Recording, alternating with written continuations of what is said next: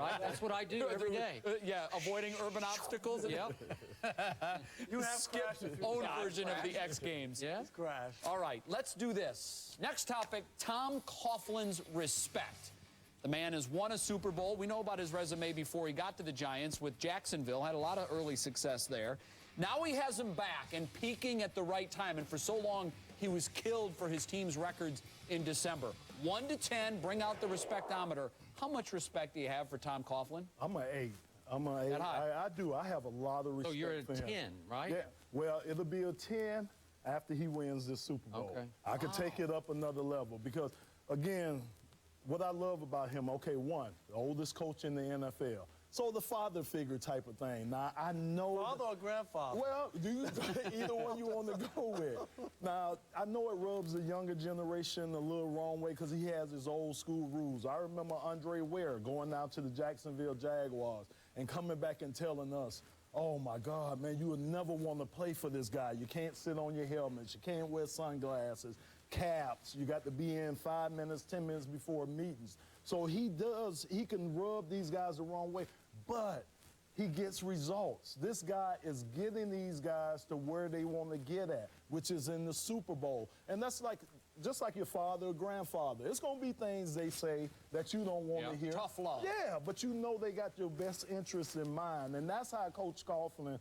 seems to be. I only know him from the outside looking in, but he seems to be that way with his players around there. And how he handles some of these situations, the Plexico situation, he handled that, I thought, quite well. Other situations that have come up with Victor Cruz, some of those things with him in the nightclub and the shooting. So I just love the way he's kind of redefined himself. Because I'm telling you, Andre Ware, when they were there back in '95 with him, I heard nothing but bad things about him. Even though they made it to 2 AFC. 2 AFC, yeah, that's right. But the rosters were loaded back then. Well, the expansion rules were much different, and Carolina was doing similar things, too.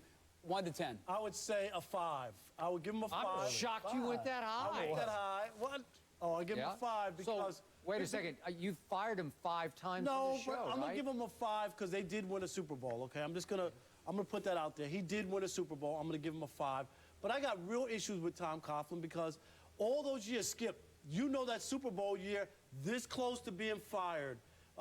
Players almost a revolt against him. Yeah. The fades in the second half of the season or the December, which you brought up, Jay. And this year, too, they were this close. They lost 4 in a row in the middle of the season. You fired him twice this year on the show. This year, I thought they weren't going to make it. How'd that work out for you, though? Didn't work out well. Patience, my friend. They were so close to going, had they not made it. That would have been 3 years in a row, and he would have been fired after this season. And instead, he has won Super Bowl, and he has another chance.